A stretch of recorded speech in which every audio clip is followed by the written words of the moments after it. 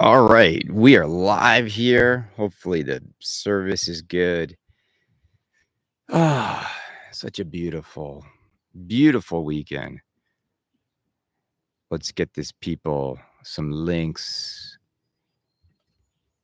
Talk some pinball for a little bit today. Go over what's happening in the hobby this week. It's been eventful. I mean, it's been more eventful than some previous weeks. So we got some new games to talk about. We've got some updates on existing games. Lots of code dropping. Lots of code. Lord Olaf. For you guys in Europe, this is a great time to join. Ah, just so nice out. It's perfect weather. It's gonna, I took off next week and it's gonna rain. It's literally gonna rain all next week here. I just wanted to go into the sunshine. I wanted to put my feet in the sand. And I hate, there's nothing worse than planning a vacation. It's a staycation and the weather's not good. It's been a very rainy summer. What's up, Retro Django? Jenga's in the house. Denmark. We got Fred. We got Joe. Thank you guys for following me into Sunday. Just couldn't do the show yesterday. Just too much going on. Brendan wasn't feeling great. So we did a little audible and it works. We got everybody here. We'll get a good audience, I will say, I have to say, as much as I like doing it like this, Facebook Live now sends it to so many more people. Like any Facebook Live for some reason now, I get like 4,000, 5,000 views. So as a vehicle to drive people to sign up, I don't, it's like I'm not gaining subscribers anymore. I'm like losing subscribers. For the first, I'm down to like 650. Like I don't know what else to do. Really, I don't. I think there's just like diminishing returns. I think people are fatigued. And I think there's just so much content now. Look, I'm really happy with every one of my subscribers, and I'm going to keep doing the show. But I think everybody's sort of peaked and plateaued. Jengas can attest to this. No one's growing in the content space. Nobody. Like we're all just sort of like treading right now, like trying to stay flat. But I think overall, there's just an oversaturation of everything in pinball. There's an saturation of games, content, oversaturation of even conversation. I just think people are like burnt a little bit. They're just burnt. But every week, I think why the people stay, a lot of people stay on Kaneda's Pinball Podcast on Patreon. 3 shows. It's a lot of fun. The chat's amazing.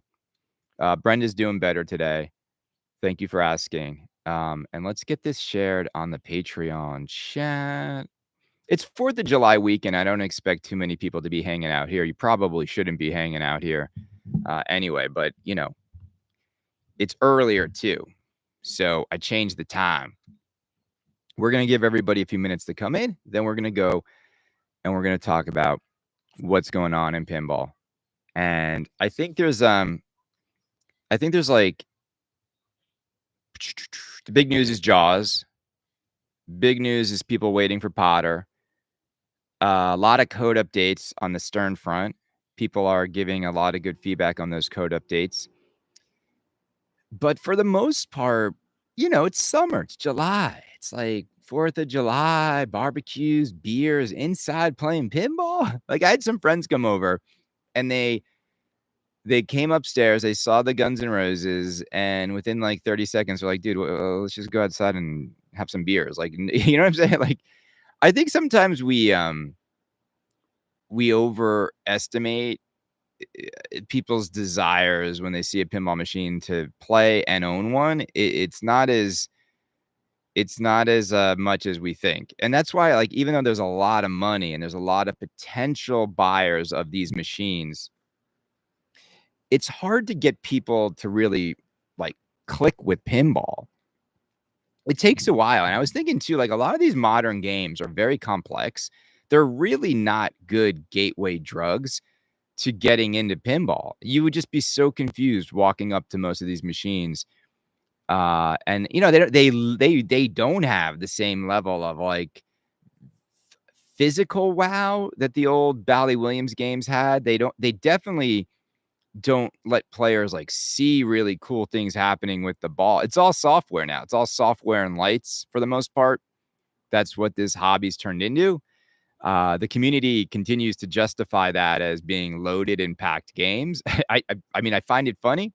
If you like, literally, if you walked up to a Harry Potter pinball machine, you were not like one of us, you would have no idea, like, really what you're doing. You would have no idea where to look, what to do. Like, it's just it's gotten crazy. I think it's way too much. 96 modes. Just think about that for a minute. 35 Guns N' Roses patches. Who thought that was a good idea? Did anyone think that was are there 96 modes in Monster Bash or, Theater of Magic or Medieval Madness? 96. Learning is the fun part. Um, I don't know, man.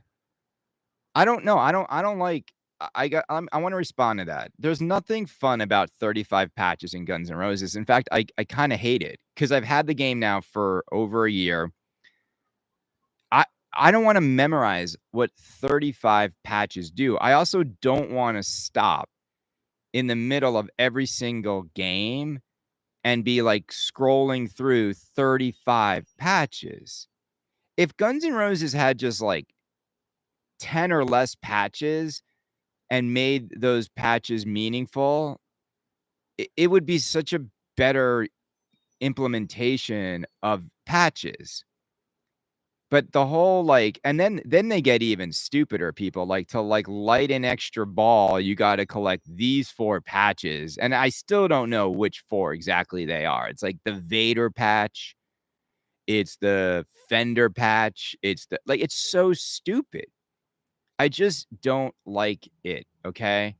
I think it was it and again, it's just this is the same company that's now put 96 modes into Harry Potter. How's everybody doing, gang? Guys have a good 4th of July? You would hate my pinball jacket, Chris. It has, like, 20 patches on it. I always said this, like, it would have been really cool. This is another missed opportunity for Jersey Jack. When Guns N' Roses came out and they had the patches, it just would have been really neat to also sell denim GNR pinball jackets with the patches from the game on it. That when you think about the fact that this company had Guns N' Roses licensing permission to do whatever they wanted to do with GNR, and they only released one crappy T-shirt, really. I mean, just think about how sad that is. Like, we all should be rocking a really cool GNR pinball jacket. And think about that for a minute. You're rocking this unique, limited doesn't have to be limited, but this really cool Guns N' Roses, make it a black denim jacket with cool patches on it. When you wear it out and people ask where you got it, you're like, "This is from a pinball company that made the most epic GNR pinball machine." It's just a great way to advertise and get people, excited, but only people who own the game can buy the jacket, something like that, you know? Dude, Robert, man. Robert, cancer-free, brother. God bless, man. Sometimes I think we all lose sight of everything, and I mean it. I've felt this way more and more as I get older, standing at the crossroads of my past and my future and the present, and thinking about some friends I've lost along the way, and this beautiful sunny day, these beautiful children I have. I was with Cassian this morning and Killian, how precious life is, how fast it goes. Like, when I think about I've been in this hobby for 12 years now, 13 years, that little baby is gonna be 12, 14 years, a teenager, how fast all this time went, the time that's gone by with just all of us just hanging out talking about pinball.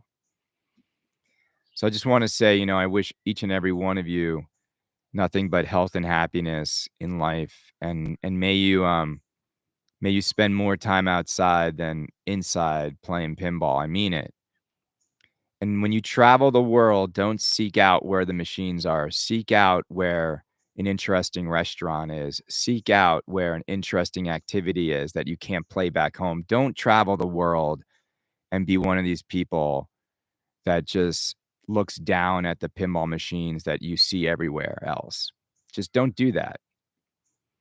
Yeah, F cancer. I lost 2 aunts.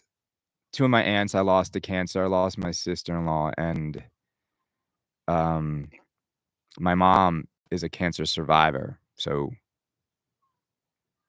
my mom's story is crazy. She just, like, woke up one day and just didn't feel right, and she went to her doctor, and they found stage 1 breast cancer, and they removed it, and, knock on wood, she's been cancer-free now. I wanna say, like, 15 years. But it's just like she just had, like, a feeling that something was wrong. You never know, you know? It's not what? You never know what's gonna get you, when it's gonna get you. Brenda is feeling better. She is feeling better. Um, she wasn't yeah, she's not nothing serious. She's just tired and needed a break, and so it's good. It's all good. She does way too much. It's interesting, before I get into it's interesting, there's a shift happening in culture where I think, to have kids and be a working mom and all this stuff, like, it's grinding. It's grinding down so many women out there.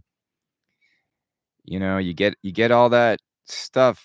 You get the career, you get the kids, you get the house, but you gotta do it all. Like, it's way too much. It's coming back now, like, the trend? This is funny, like, finance bros are, like, popular again. Like, what I mean by that is, like, being a finance bro and women are finding them attractive again because they understand now, like, maybe I don't wanna, like, work my ass off while I'm also trying to raise a family, which is a full-time job. Maybe I don't wanna spend $5,000 a month on daycare, and maybe it's okay that Timmy goes into the hedge fund every day and just lets me go to the country club after I drop the kids off. It sounds a lot better than having, stupid deadlines and homework every night. You can be productive and still not, like, grind away your life. I think what's happening too in culture too is, like, we there this promise of, like, linear success is over, and what I mean by that is the promise that if you just kept going in the same line or trajectory that your parents went in, you would be just as successful, and if you went to college and got a job and you'd be a homeowner, like, all of that is, like, not panning out now. So now we're like, kids are realizing I'm not gonna be as successful, the opportunities are not as plentiful, and I'm not gonna be able to afford a house. So they're looking for other, I don't know, other lifestyles, really. The corporate America promise. Um, yeah, my daycare is like 6,000 a month, people. It's brutal. It's brutal. It's just, what are you gonna do? They need daycare. We can't do both. 6,000 a month. So when you're like, "Oh, man." All right, so let's talk about Jaws 50th. Let's start the party there. So, curious how you all feel about the Jaws 50th anniversary edition. Do you like it? Do you not like it? Do you think the value's there? Do you think I saw some crazy story where some distro was telling a customer they're only going to make 300 of these? Like loser distro said that. Like, if a distro says that to you as a customer, please out them so we can chastise them. And like, come on, Stern's going to make 300 by Wednesday. They're not going to make only 300 of these. I absolutely hate it when distros only got one more and then they sell it. Then they call the next customer. Only got one left. Then they sell it. Then they call the next customer. Only got one left. It's such a, don't be a sleazy salesman. Code update was worth the wait. It's amazing. Yeah, no, I've heard nothing but good stuff about the code update. Something about some shark call out that's not as plentiful as it used to be. I don't know. There's some shark ramp mode. That's the only thing I've been seeing people complain about. To me, it looks blah. The LE is much better. Okay. I do think it'll look a little better in person than it is photographing. Um, the glitter looks cool, but Ellie is fire. Yeah, I'd be just annoyed though, like, if I loved my Jaws LE, knowing that there's just a nicer playfield out there. I I I I I really would be annoyed by that. You know, it's like if you bought the more expensive car, but the cheaper version had the nicer interior, you're like, "Wow, why? I kinda want one." Yeah. I kind of also feel like, and I'm just gonna say this, I feel like that, you know me, I talk about the market, I talk about speculating, I talk about what I would buy if I were you. I actually don't think buying a Jaws 50th premium and keeping it in a box is a bad buy. Because if they're only gonna make it for the next 6 months, we don't know how many they're gonna make, but there is a decent chance, and I mean this when I say there's a decent chance when next year rolls around and all these newbies come into pinball, Jaws is Jaws. Jaws is iconic. They're gonna want one, and this will be the one people will want. People will want this one more than they'll want the regular premium. The regular premium has the worst translite out of all of them. The regular premium doesn't. Yeah, to me, this game tanks the value of the older premium. If everyone who has an older premium just lost like a couple $1,000. They did. They might not want to admit it. They might put it up on Pinside, 8,200 firm. You're not going to get it anymore. Like, this is going to be the premium everybody wants. Stern was either going to screw over LE owners or premium owners. So, like, I actually think this is well, Keith, here's the thing. I think the thing is, because they're not numbered, Stern is just gonna make a ton and tuck them away. And, because then dealers and distros will just always be allowed to order them whenever, well into 2026. And Stern will just say, well, these orders were placed in 2025 and we were just fulfilling orders. Because think about that. Like, what's to stop them from making this next year? And they're just like, these were just leftover orders from last year that we're just fulfilling. The next pin to buy is Beetlejuice. So do you guys think it's gonna be Beetlejuice or Gremlins? Now, some part of me kinda feels like Gremlins might be first. And the reason I'm saying that is Franchi put the Gremlins teaser on the boxes of Evil Dead. So I could see Gremlins being a holiday movie more than Beetlejuice. I could see that being the case. Chris, do you agree ending sales at the end of the year was smart? Um, yeah, I mean, it's not stupid. It doesn't hurt them to try to inject some FOMO into the sales of the game, so why not, right? I mean, it was like their attempt at FOMO. So, now look, I never like, FOMO that's not measurable. You know what I mean? Because if you're gonna try to make me feel fear of missing out, and then you're not gonna tell me how many you made, you're not gonna tell me, like, I don't know. I don't like to deal in uncertainties when it comes to FOMO, 'cause I just, again, it's only July, August, September, October, November, December, like, again, that's like 6 months.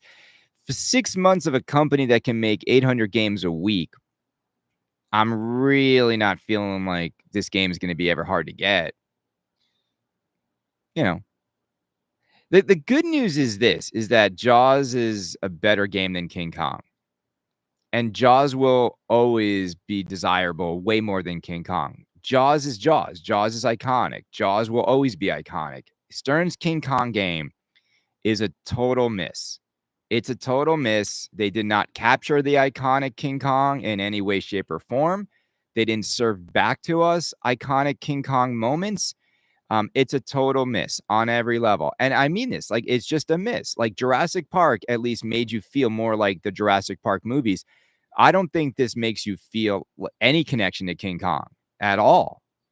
Like, the way people think of Kong, the way people hear Kong, the way people and again, it just feels like a little cartoon. Like, the way they approach Kong just feels very juvenile and neutered, and it doesn't click for people.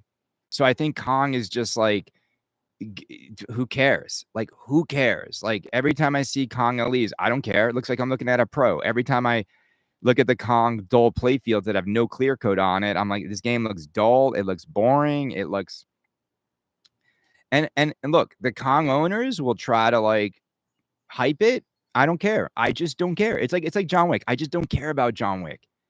I don't care what they do to the game. I just, for me, with so much product in market and so many great Stern machines available and so many great games from other companies available, when a game to me misses the mark, I'm not going to be one of those content creators that tries to see the good in it and tries to warm up to it.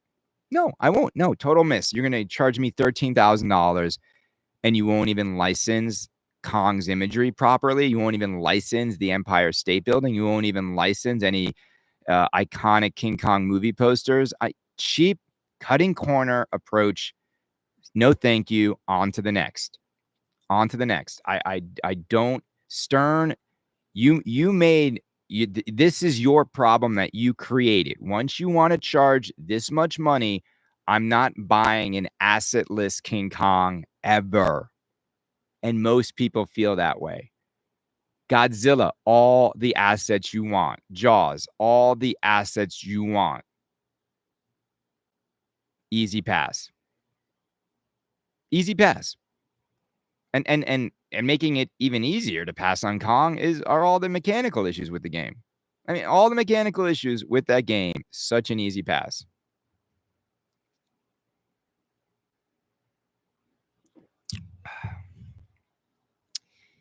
If you like if you guys want to, I want to plug I'm going to put my friend's fashion line in the chat here, but if you guys want like cool clothes that make you look like, I mean, this brand is amazing. And if you're tired of this is like a Kaneda ad. If you're tired of looking like the same cargo short wear and Pinball dude, this is this brand is, I mean, I went there, I got these vintage World War II glasses there this weekend. My friend John went to high school with him, has this really awesome fashion line called Reveille. I'm going to put it right here, right now, guys. Clothes are amazing. Everything, it's just cool. Like, you want to be like a little Paul Newman kind of, don't look like every other dude with the polo or the Vineyard Vines or whatever you guys are rocking. These clothes, amazing. So, trust me, you'll look so good in everything. I mean, well, yes. Yeah.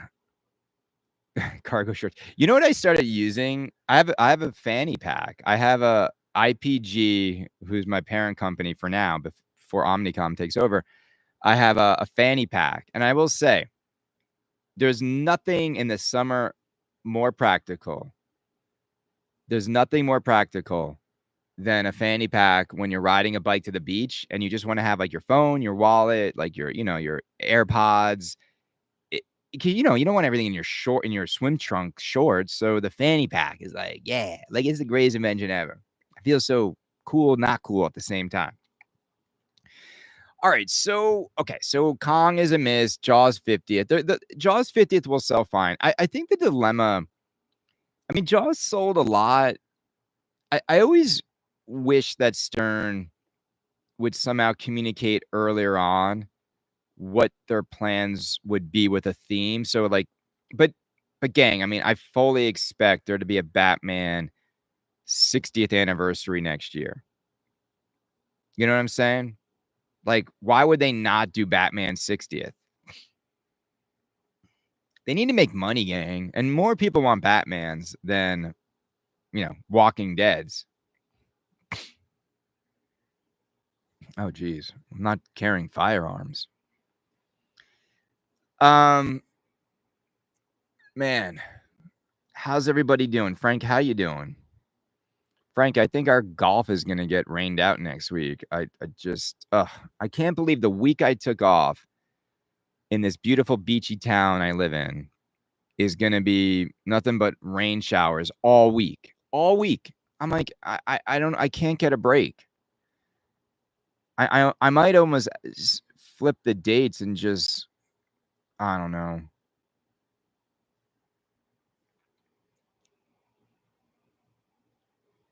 What an absolute flog this guy is. Who's this guy? Is Retro Aussie? Is this guy making fun of me? Dude, you're coming in hot with the troll. Let's see. Yeah, I think the other thing he said is try hard. Who is this guy? Brother, what like do you want to stay and hang out? Cause like, dude, I'm just gonna block you right now. But I want you to it's an interesting way to spend some time. Just roll into Kaneda's and yeah, man, I would love to keep you around, but what's a flog even mean? Let's see. I don't even know what a flog is. I've been called a lot of stuff. Is that an Australian term? Definition of a flog. Beat. Beat someone with a whip or stick as punishment and torture. Oh, that doesn't. How's that? That's a verb. What does it mean to be called? Oh, a person considered to be pretentious, conceited, or foolish. As evidence suggests, it is Australian. Oh, okay. So this guy, I'm getting an Australian insult. I mean, I love it. Yeah, he could stay. Just listen to me, bro. Dude, because you're spending your time listening to me. Who's winning in this scenario? I bring all the Australian insults, man. I love it.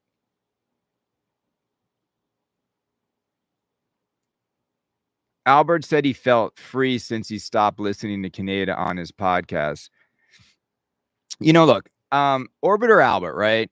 Like the dude exists to get a reaction out of me. I haven't listened to his show in years, so like he can join the club of people that you know what's sad to me is when these people leave, they can't just like unsubscribe.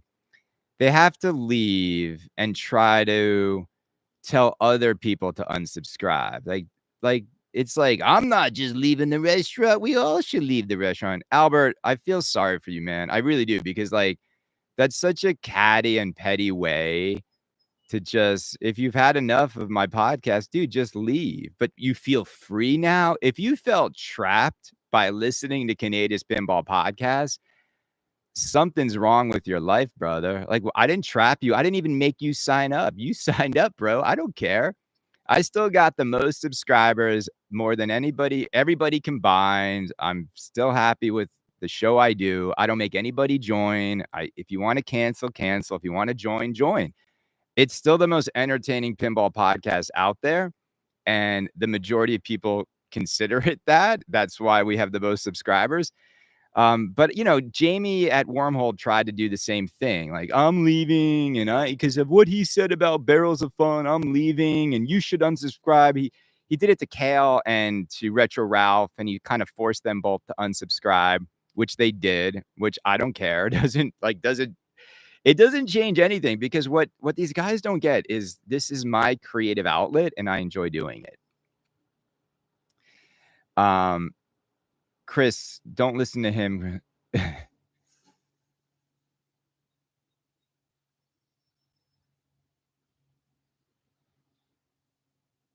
Anyway, no, let's talk about let's talk about Potter. Okay. Albert, I know you're here, bro. I know you're here, but like, like it's fine. It's fine, bro. Like believe me, we've all been in this game for so many years. The last thing that I think about on my mind these days is where I stand in favor with other pinball personalities. Like, it's again, I keep saying this, my favorite pinball personality, the only guy that, like, really gets it these days is Cal Hernandez over at Electric Bat. He's the coolest dude I know in pinball right now on the content level. I'm on a chain with Kale, Retro Ralph, and Jamie from the Wormhole. Kale and I are just having fun every day texting stuff. Retro Ralph refuses to engage. He refuses to engage. He's busy putting on his Harry Potter robe. I'm having so much fun. 96 modes of not so muted movie clips now. I'm like, okay, let's talk Potter because look, I think AI Gate is over. I know they're pausing to fix some of the artwork. When you stand over the game, you're not going to notice any of that. It's just like it's so small, the AI issues everyone's been moping about. I think Potter is again, it's just gonna be a game a lot of people wait for. There's gonna be a lot of orders. They're gonna sell a ton of Potters. Like, I keep saying this, like, they're gonna sell, um, a lot of Potters. Here's the thing is, I don't think they're gonna sell as many Potters as Guns N' Roses. I don't think Potter as a coded game is coded as good as Guns N' Roses. I just think it shoots better than Guns N' Roses, but it's not more fun to it's more fun to shoot, but I think what makes Harry Potter annoying is the way everything is stacked on top of everything on that game. Because imagine in Guns N' Roses when you start a song everything else was still active and every song was interrupted with other stuff. I think Harry Potter's Achilles heel right now is simply that, is that the code is a convoluted, complex mess where it's just too much happening at once.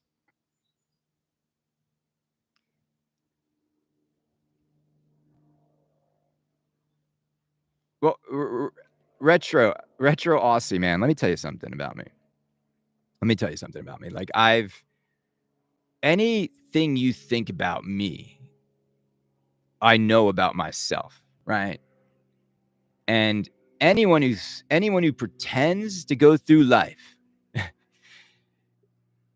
and act like you're perfect or you're not insecure, you have no anxieties, no fears. Come on, we're all in the same boat, brother. We're all in the same rock hurling through space, right? We're all gonna die. So like I just think if you hang out more, you'll get past the superficial. Look, I on purpose, man, I on purpose know exactly what I do. I know that I can rock up and look like a D-bag and I can dress like an a-hole. I know everything I do. I'm not doing it without acknowledgement or understanding of what this is going to make people think about me. And I'm a very flawed human being. I have good qualities and bad qualities, but in the end, those who know me and when you're a friend of mine, I have a really good heart, and I do. And I mean well, and I think I understand more about life than, than some of the other, influencers out there in the world that are just doing it. Like, because remember, like, I'm not doing this for much money at all. But yeah, yeah. No, I just wanna have a good time, man. I have a good time. Like, we're all gonna die. We're talking about pinball, and every day above ground's a good day. There's gonna be good days, there's gonna be bad days. Just as much as we can wake up in a good mood, good. Um, and I love Australia. So I got invited to go to the Australian Pinball Expo, and I need to get back to these guys, but I guess the thing is this, can I ask you guys, and don't tell them I said this, how do I explain to my friends who invited me that I just don't think I could do like a 16 to 18-hour flight in coach? Like, is it how do you like, you know what I'm saying? If someone invites you and they're gonna pay for my plane ticket, but how do I let them know that like I just can't do a flight that long in coach? I just like, I don't know how to say it back without sounding like a prima donna douche, but, like, in the end, like, I can't do it. I can't do it. Should I do, like, a Kaneda GoFundMe to upgrade to first class? What should I do? What should be a fun way to do this? But Wayne wasn't the invite. It was other enthusiasts over there. They want me to come to the show. Premium economy. Now, in premium economy, can you lie down? Like, how nice is I? Because some planes are different. Some planes, I just need to go flat, though. Because I have to assume a ticket from New York to Australia is, like, first class or business class. I mean, we got some time, but I mean, it's probably a $5 to $8,000 ticket, right? Heaps of leg room. Nah, nah, I need I can't do it. I can't do it. I can't do it. I can't do it. Like, I can't.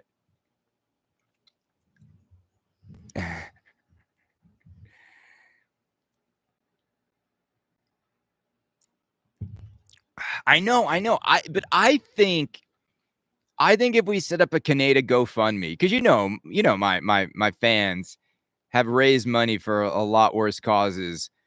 We could probably knock that in half.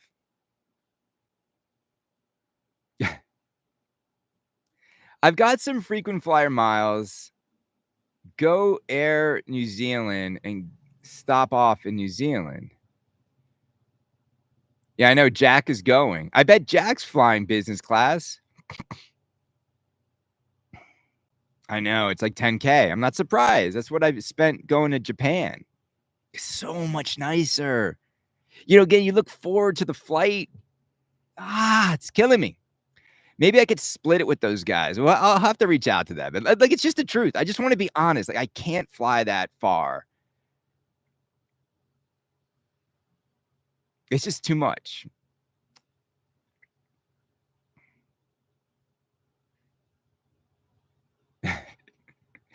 Get Canada to Australia business class would be funny. Um, no, and then I would wear, like, a T-shirt with all the sponsors' names on it. Like, it'd be the most funny first class experience. Well, I'm gonna figure out if we can do this.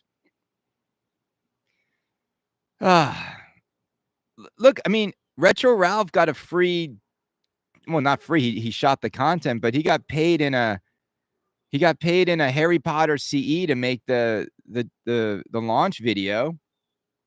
That's 15K.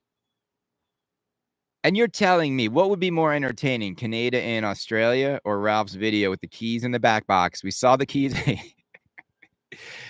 Try to get Ralph to just make a response is funny. He won't do it. What do we got here? Jeez. Retro, I'm happily married. That'd be funny. Okay, so Potter code. Who here's played Potter?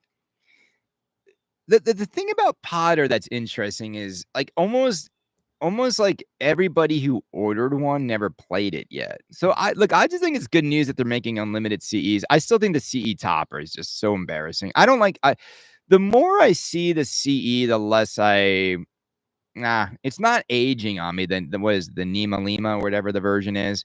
I actually think the arcade version is the way to go. I just saw some dude 10K arcade version of the game. You lose nothing. The hot rails are there.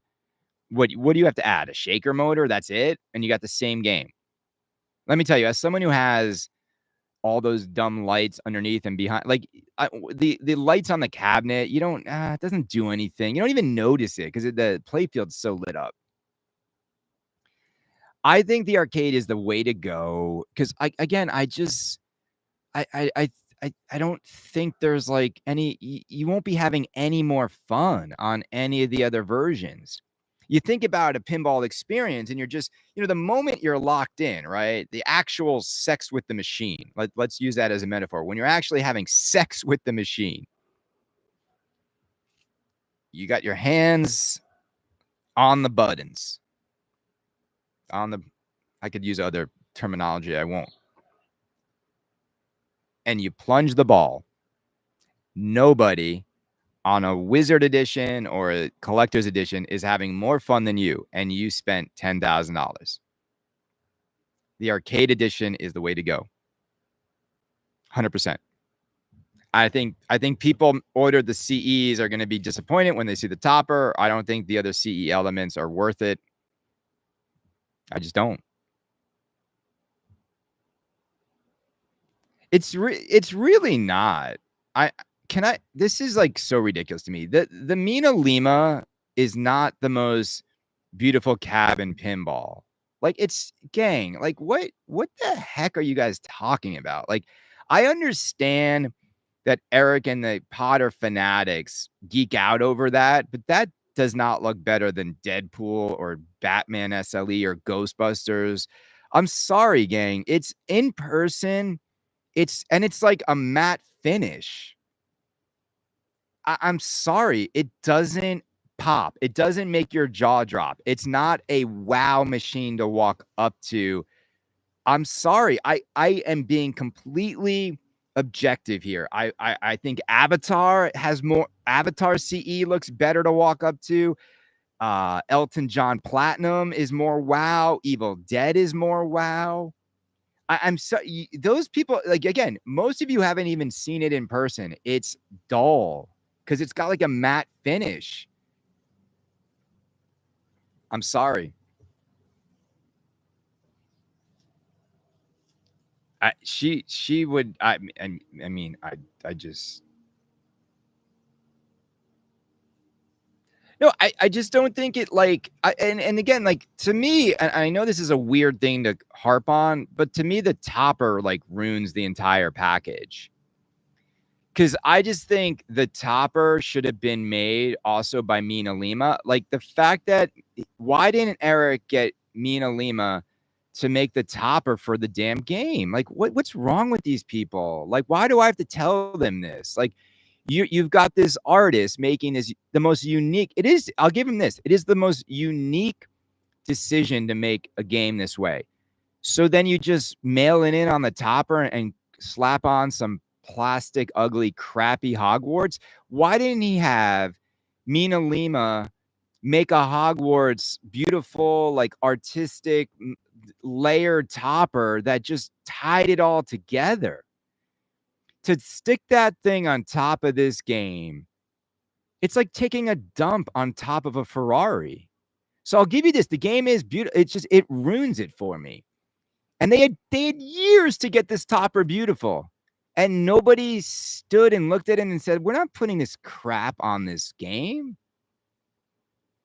I can't. The Avatar topper is incredible.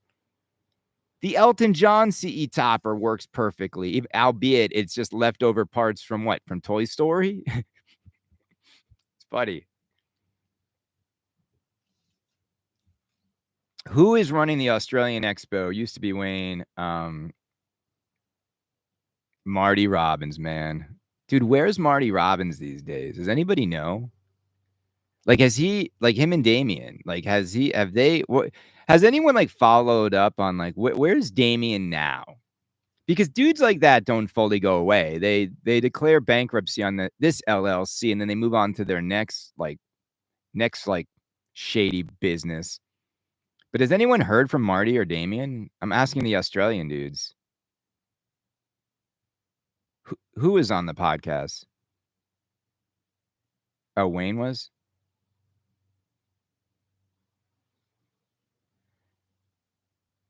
I will say this, you guys in Australia, you guys are crazy, man. Like the prices you guys pay on a machine. Marty Robbins was on a podcast. Who had him on the podcast?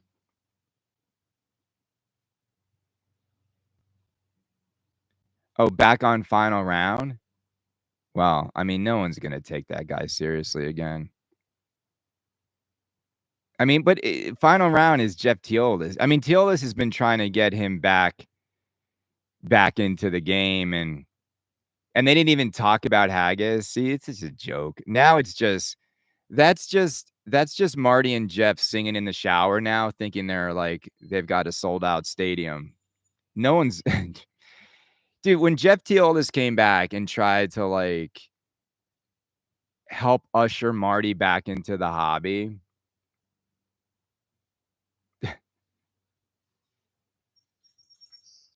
I don't know. I don't think he's a, look, I don't this maybe he's a good dude, I don't know, but I think the way he compartmentalized Haggis with his show and selectively decided not to give updates when dude, I don't know, man. He knew that company was up, its creek. He knew the company was failing, and he still went on and refused to give updates or told people I don't know, man. I don't think that's what a good dude does. So don't and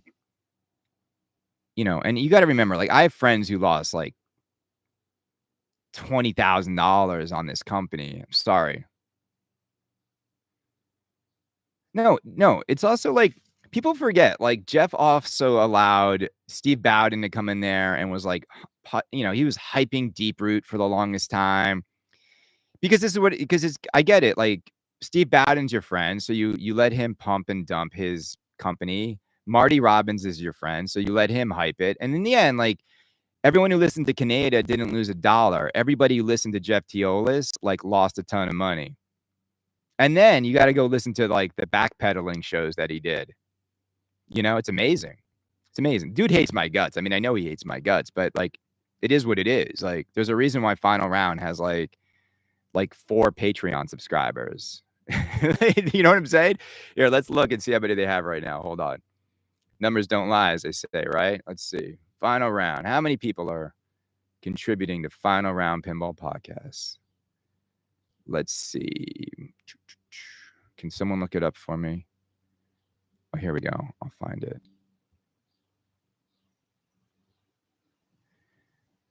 All right, here we go.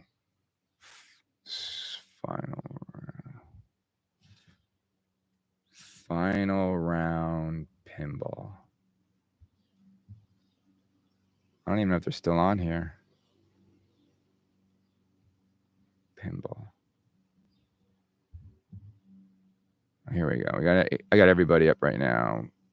Bowen, Don, Pinball Profile, Pinball Party, Carrie, Triple Drain, Wop. I don't even know if they're still on here. I don't think so. Final Round Pinball Patreon. Let me Google search it.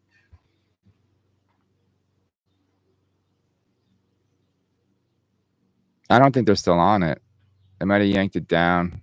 Oh, well. Now they got 0. Yeah,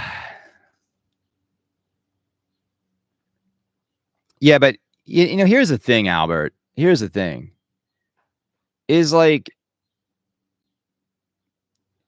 problem with Jeff, and I'd say this to his face, is if you want to be a positive ambassador for pinball, I'm all for that, brother. I do think Jeff has done a lot of great stuff for pinball.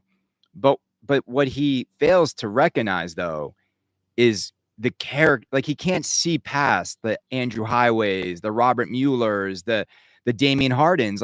He literally gives everybody, not just a pass, but he continues to endorse these companies well into periods of them ripping off customers and being caught in lies.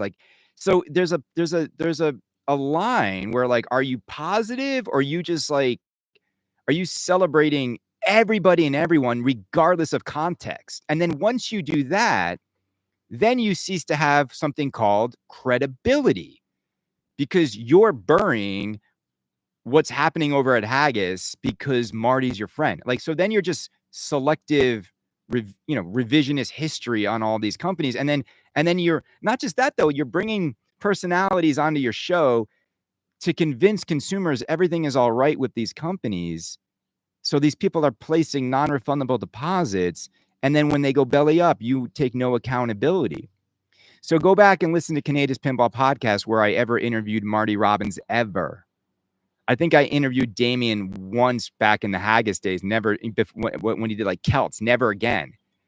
Never wanted Andrew Highway on. Never wanted Steve Bowden on. Never, never. I had Robert Mueller early on. And then what did I do?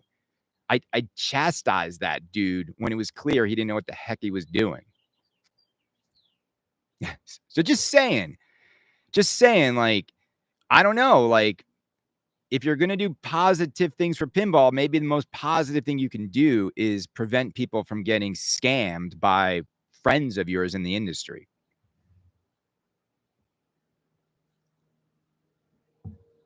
Yeah, Albert. Yeah, I don't see all the hard work these tournament guys do. Oh man.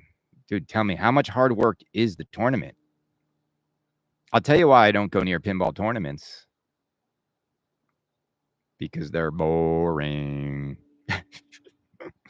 You ever seen a pinball tournament room during a show? Like everyone else at the show drinking, having a good time. Like, you know what I'm saying? They ever pop your head into the tournament room? It is like it's got the same vibes as like going into like a public bathroom in Central Park.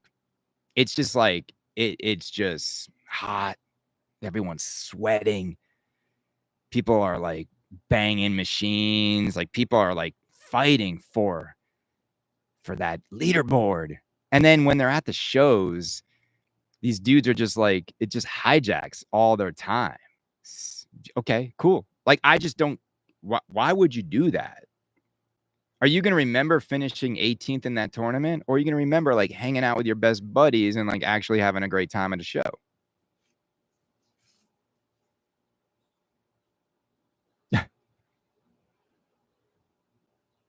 All right, I'm reading some of your comments. Andrew Highway. Remember he bought that boat and he tried to like fix that boat? But then they found out about his pinball venture and all the investors left. Let's see who we got here. The most positive is to be honest, never blind. Yeah. Yeah.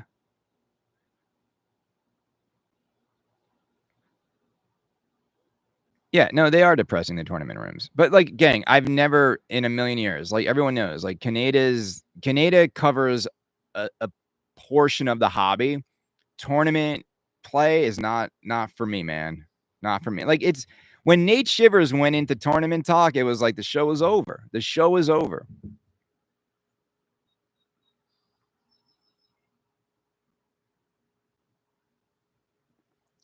I don't like tournaments. I don't like league nights. I don't want to spend 3-4 hours watching, Crazy Levy spend a half hour on a machine. And dude, you know what I hate about, okay, I hate's a strong word. You know what I don't like? I don't like watching the way location players and tournament players treat somebody else's machine. When I see these guys like slapping the machines, like throwing them around, I'm like, what do you think you're trying to do here? I don't know.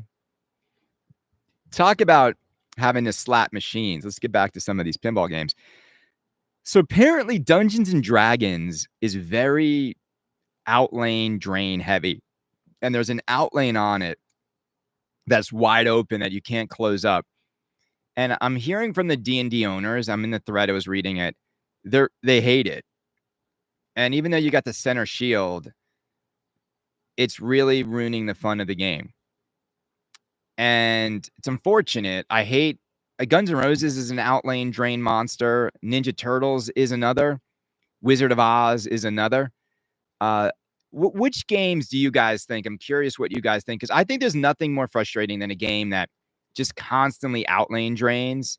It ruins it ruins the fun. It ruins your enjoyment, and any missed shot is gonna send it there. Which games are just terrible? Stranger Things, okay. Why doesn't this guy like Wick? Which guy, me? Robert, are you asking me why I don't like Wick? Because I'll explain in a second.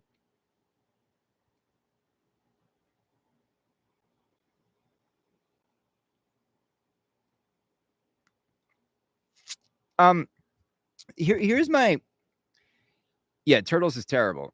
Um, the reason I don't like John Wick and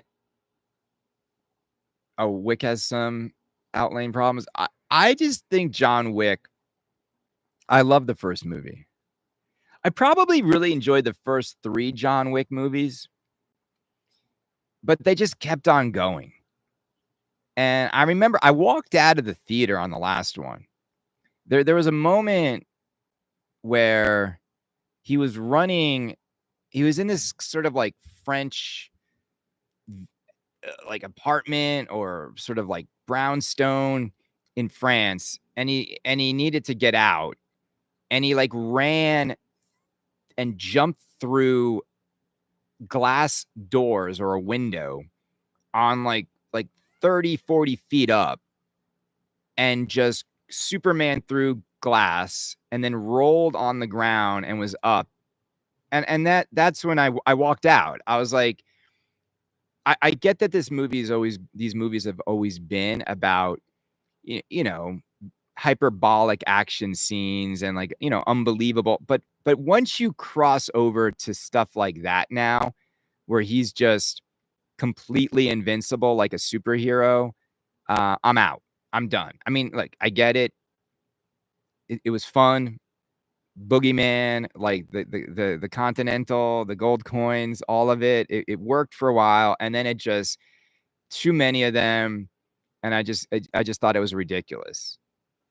And so that it's become one of these movies now where you go back and watch it every once in a while, but like, do I want to own a John Wick pinball machine that has no guns? I think what would have made me own a John Wick machine is if they nailed the theme. And look, I think they missed the theme, not because of the lack of guns on the artwork, because the guns are all on the screen. You see all the action shots. John Wick is all about a rave under glass. It needed to be that. It needed to have like lasers and like feel like you're going into a nightclub. And they failed to capture any of that because Stern's lighting system is cheap AF. There was no like feeling of that vibe of John Wick in that game at all. Like, it really needed to feel like I'm stepping into one of those like laser beam mirrors, nightclub assassins, like badass Neo Tokyo kind of vibes. And I look down and I just see, I mean, they tried to with like the plastics with the neon, but it's just Stern's platform. It is so limited in how it can really creatively create some of these themes under glass that it's just like the easiest pass ever. Could Wick get better with code? No. No, they just released a big code update. Nobody cares, man. You know? It's like asking, will a dead person have more personality if you change their clothes? The game's dead. The game's dead. Like, no, there are certain games that are so far beyond saving that any resources allocated to trying to save those games is a further waste of money. You're not going to sell any more John Wicks ever if you're Stern. John Wick owners have lost a fortune. The games are going to keep going down. John Wick LE is another one of these. Do you see the Venom LE for 7,000, gang? That's John Wick. A Venom LE, and it's not even sold. A Venom LE for $7,000. I mean, talk about like how bad Stern marketing was for a while. Like, Jody made some really bad decisions.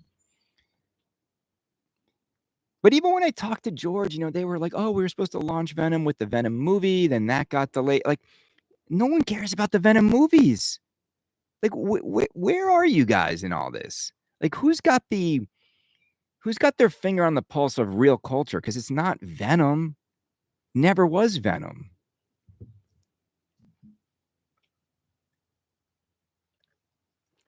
Gang, I know I I don't really busk here much, and I'm losing money not being on Facebook, but I think you guys prefer this platform. I know there's, like, super chats here, but if you like what you're hearing and you wanna make a donation to Kaneda's Pinball Podcast and a first-class Australian business ticket donation, um, just you can just PayPal me here. I know.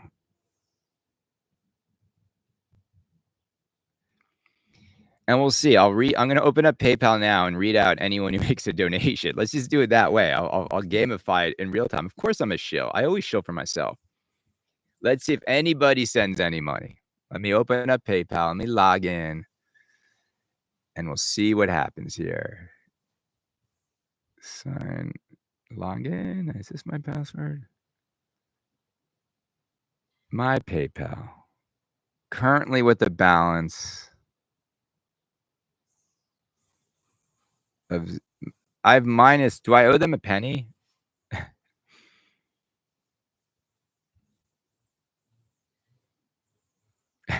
I have a -1 balance. This is funny. Let me show you guys this.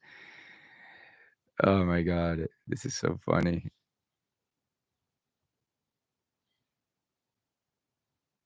Uh,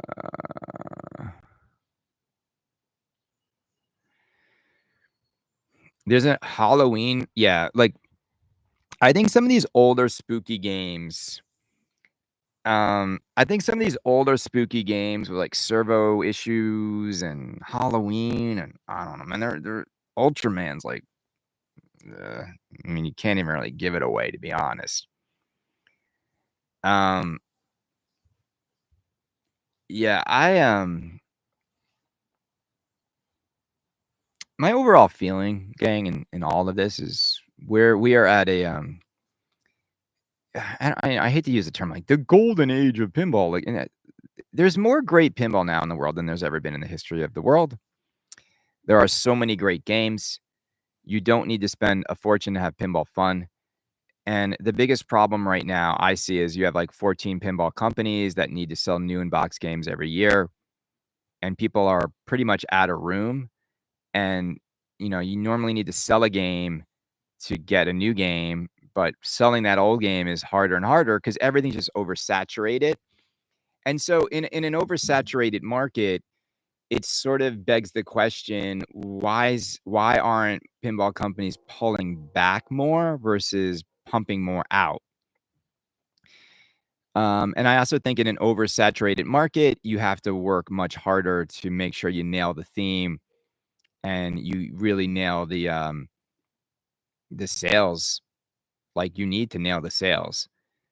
I know that Barrels of Fun Dune is they've sold a decent amount, but not where they need it to be by now. And the hard part now is every month that goes by, Dune becomes an old game, even though people don't have it yet.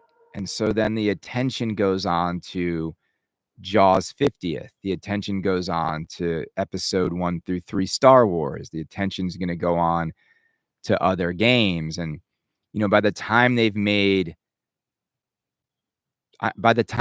500 Dunes, we might be seeing Keith Elwin's Pokemon. And Dune was never a theme that most people wanted. So I just well, look, I I think, man, Barrels to me is just a little bit of an enigma. Like, if they had just nailed the theme, they would have sold so many more games. But I can't make I can't get into the head of a pinball manufacturer. And, David got it done. He made all the Labyrinth games, and I do give them credit for, there's no shenanigans. I mean, you ordered a game from Barrels, you got a game. They have to start somewhere. But now they need to nail the theme. And I think Spooky's the company that I would wanna just walk in every day to. I mean, look, you're in Benton, Wisconsin, so which means, like, every hot waitress at the local bar is gonna know me. I'm just joking. No, but you're literally living in Benton, Wisconsin, which I tend to believe the reason I love what I know they have is they have 2 things that are everything. It's not, and one of them is not a pinball company. They have family and they have community. Alright, so when you think about, and I realize this the older I get in life, is like you wanna live somewhere where there's a community and you wanna live somewhere where, like, you have family, and now by family, I mean the family you're born into and the family you choose. And as you get older in life, like, sometimes the family you choose is the family you consider family. But I feel like those guys roll in every day and they've got that. And they don't have the stresses of super high rent because Benton, Wisconsin is making it very favorable for Spooky Pinball to operate there as they should. It's an American, that's how the American process should work. You're creating jobs in our tiny little town. So we're going to help you keep those jobs intact. That's how it should be. Looking out for a local business's ability to thrive, right? Versus just like squeezing them so they have to take the jobs elsewhere, right? Jersey Jack wanted to stay in New Jersey. It was just too expensive even. The taxes in New Jersey, I mean, it's much cheaper to make the games where they're making them now. Um, and I just think like that's where the fun is at, right? I think Stern to me is such a company at a crossroad. And the crossroad Stern is at is so simple in my mind. They need their next evolution of their platform. They need to get their games looking closer to how a Jersey Jack pinball machine looks.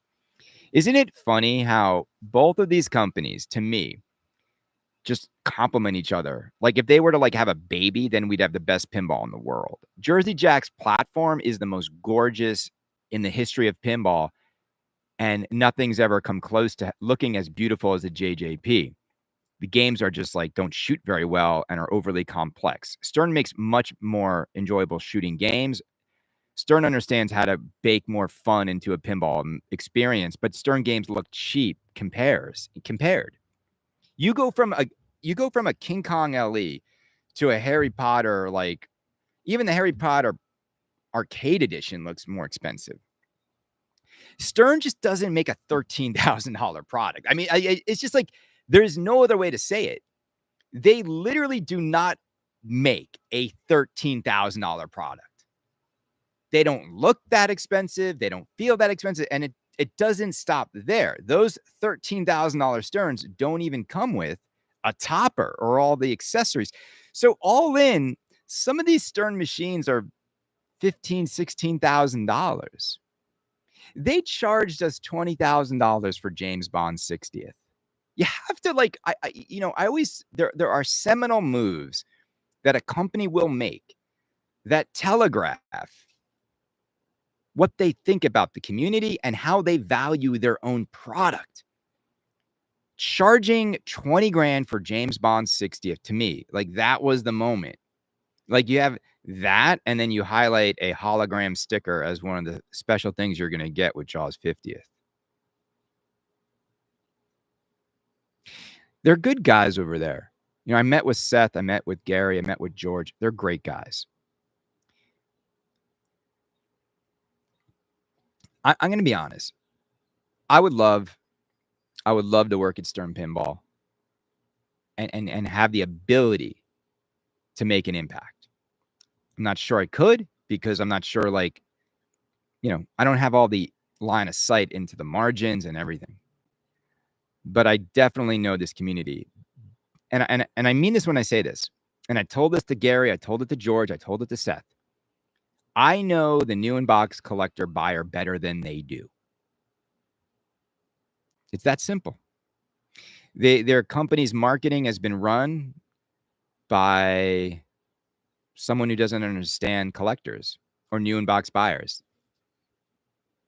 run by pinball players, pinball nerds, tournament guys. Like their mindset. Gary's always seen the distros as the customer, right? When you see the distros and the dealers as the customer, you're not seeing the real end user because he doesn't care. Like as long as the orders are coming in from these people, I don't care what the buyer, the actual buyer of my product. I see my buyer as the dealer and the distro. That is how that company has operated for decades. And it worked for decades. It just doesn't work like it used to anymore. So nobody's looking out for for you and me, the end user.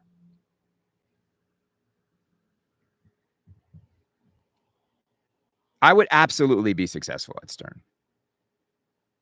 Kaneda, have you had much to do with Wayne in Australia? I know Wayne. I know Wayne pretty well, right? Wayne, we've talked for years.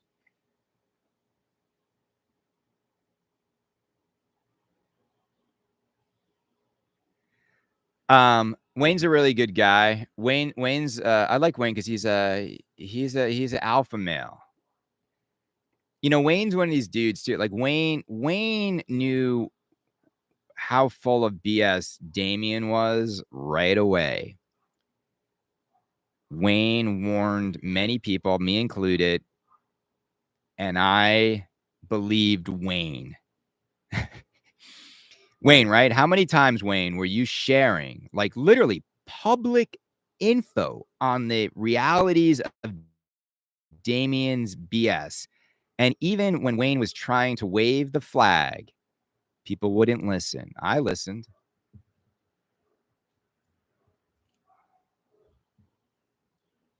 All right.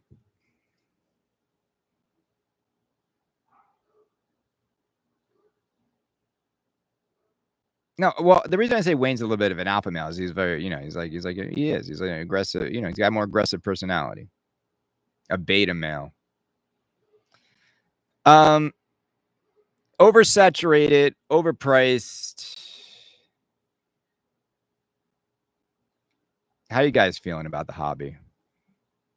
How much longer do you think do you think it's just going to keep on trucking like this? Like people just losing a ton on every game? Like we haven't talked about all the new games. I think Predator is kind of dead on arrival. I don't know what the Pinball Brothers do now.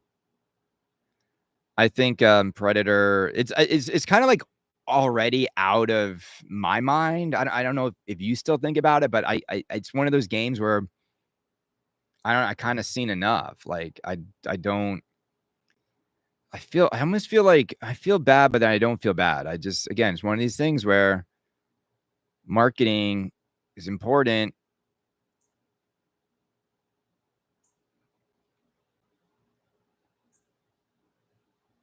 Yeah, it's too much money, right? If Predator was like $79.95, I think they would sell, but it's twice the price to your door.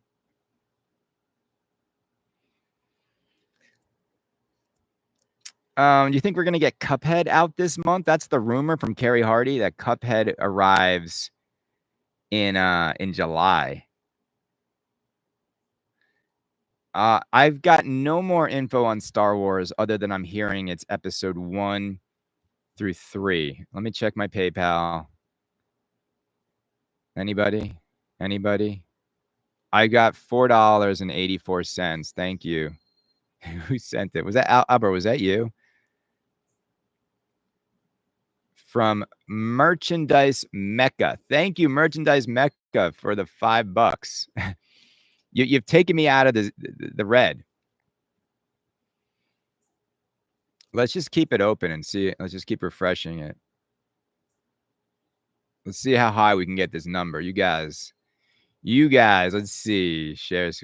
This is gonna be funny. I've never done this before, by the way. We're just having some fun. You know how it is. It's Sunday morning. Let's just. There we go. Come on, all you other content creators. Retro Ralph got a $15,000 machine, and I'm staring at $4.84. What is this? I'm going to refresh this, and we're going to see who can get to the top of this leaderboard. Where's Bill Brandis when you need him? He's probably Right now, Bill's like, he's just polishing the door handle on his V12 Ferrari. He's like, "I can't afford to give to Kaneda." Um, I feel like the maybe open it up for people to pay you to not come might get more. Oh, that's funny. If Kaneda asks people if you gotta pay me not to go to Australia. Wayne, what's the vibe on Kaneda over in Australia? Like, do people like Kaneda's pinball podcast? Do they like me over there, or am I more popular than Damien? Can we start there? Let's start that as like the bottom level of popularity. Arnold, they're the job. I can't do it now. I'm outside. It's like Sunday morning. I'm not waking up my neighbors screaming, "Get to the chopper, run!" They don't even say run. All right, let's refresh it. Let's see what we got. Anything? Anyone?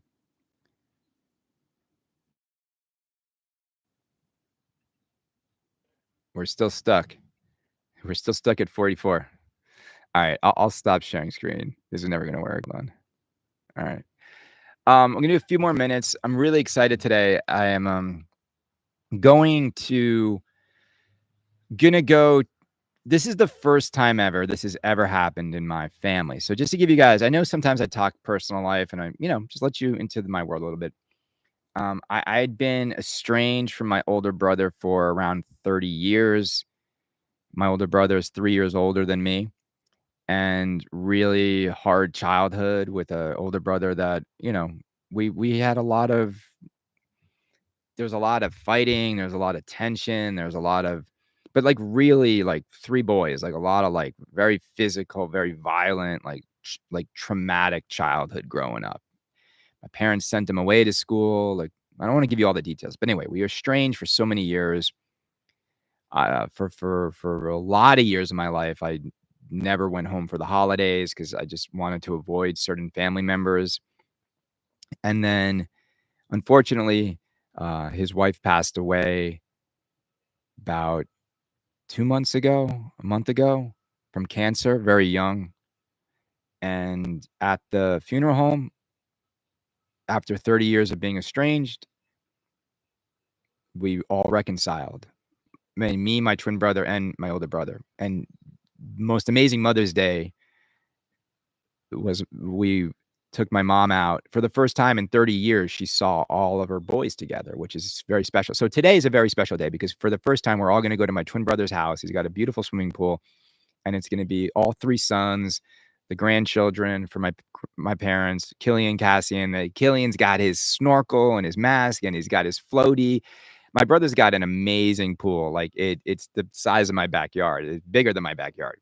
It's like a Vegas it's like he's got, like, a Vegas,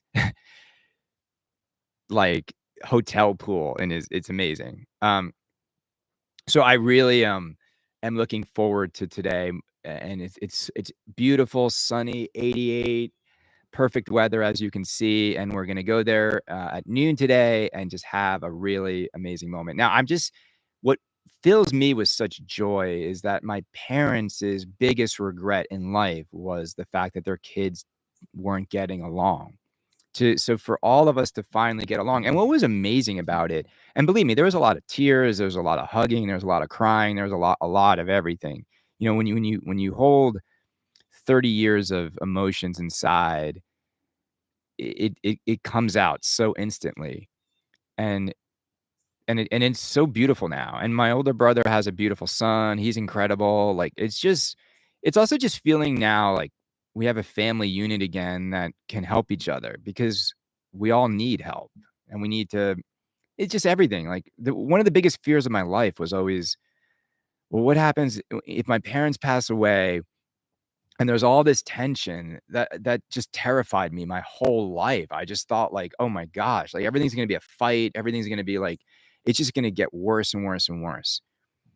And now it's the complete opposite. It's like we can actually talk like adults about how we manage our family and how we manage ourselves and our relationships and these assets and everything we have. Like let's not fight each other and compete with each other. Like let's work together to build upon, what this family has, and it's just a beautiful thing, and I just feel very blessed. So today's gonna be a very magical day.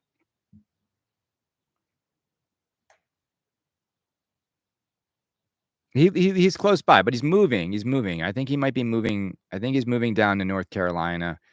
Um, like, people get out of here because where he's at, high tax region. So, like, you go down to North Carolina, you get the most amazing house, your property taxes are nothing.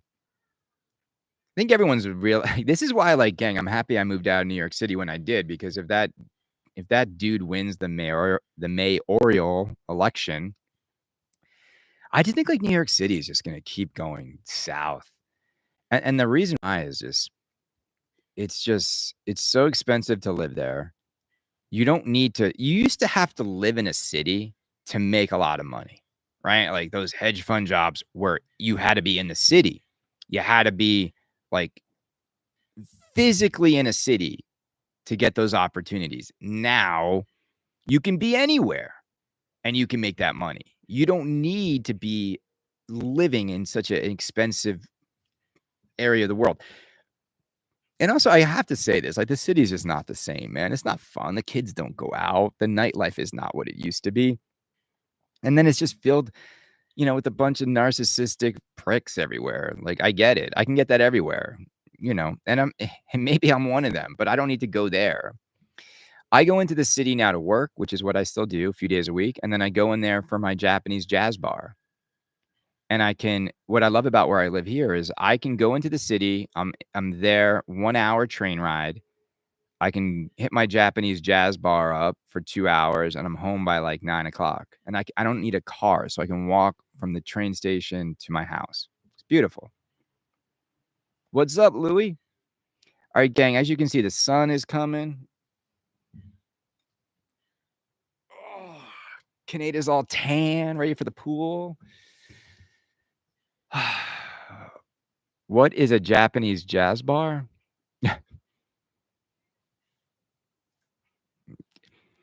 People who talk on the train are so annoying. It's like, every once in a while, someone does it. Like, they act like they're in their living room. Anyway, everybody, look, I'm glad you guys had a great 4th of July weekend. Thank you for being a member of Kaneda's Pinball Podcast. If you're not, would love for you to sign up. Kaneda Pinball Podcast at Patreon. Don't let Albert fool you. He's not free. No, no, no, no, no. Now he has to wake up every day and wonder what Kaneda said on his show. That is like being in prison. Freedom is when you've heard Kaneda's Pinball Podcast every week. Then you're free, because what I do for you when you are a member of Kaneda's Pinball Podcast, I actually free you up from having to go on Pinside. I free you up from having to go to other news sources because I've captured it all. I'm also going to give you an opinion that's not biased, and that's liberating. What's not free is when you listen to the shills and you don't know what the real story is. Okay, everybody, have a great Sunday, and we'll talk to you soon. The Jesus of Pinball. I don't know, man. They're definitely trying to crucify me on some of these shows these days. Later. I'll listen to you again, Albert. Let's do it. I promise you, I'm going to go listen today.